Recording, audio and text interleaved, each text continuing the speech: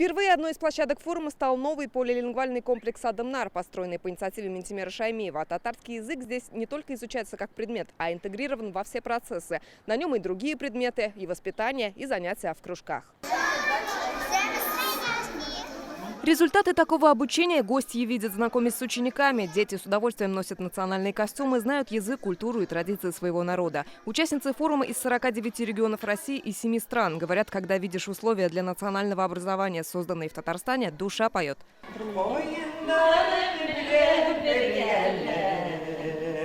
Я растрогана детьми, какие они вот у вас спокойные, хорошие детки.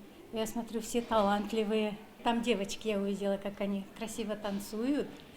Вообще все в деле, все в теме. Очень шикарно, очень даже хорошо.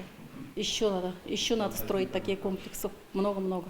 Китай, Казахстан, Болгария, Швеция. В своих странах участницы форума стараются делать все для сохранения и развития языка и культуры своего народа. Эльмира Алимжанова из Кыргызстана. В ее Джалалабадском районе проживает 2000 татар. Но интерес к татарской культуре есть не только у них.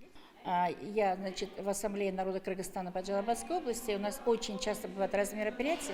И всегда просят, чтобы мы пришли и показали свою национальную татарскую кухню, которую все с удовольствием любят, давным-давно знают и даже перенимают. И чак-чак чуть ли не национально уже киргизское блюдо, потому что практически все умеют. На дискуссии о национальном самосознании в современных школах участники форума рассказали о новых форматах своей работы в интернете. Директор школы «Адамнар» поделился с участницами методиками, которые используют в обучении. Ведь, как говорят организаторы форума, все начинается с женщины.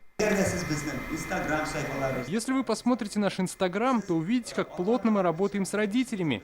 Достичь чего-то воспитания можно только совместно – школа и семья. Хотим познакомить их с новейшими школами, чтобы ихние дети, чтобы приезжали сюда, обучались здесь, потому что они тоже татары. Мы хотим объединить и детей татар, и женщин татар, даже и мужчин татар. Также сегодня гости осмотрели музей Тукая, были в Союзе писателей. Второй день форума соберет участниц в культурном центре Чулпан. Алина Зинатольевна, Александр Лобанов, ТНВ, Казань.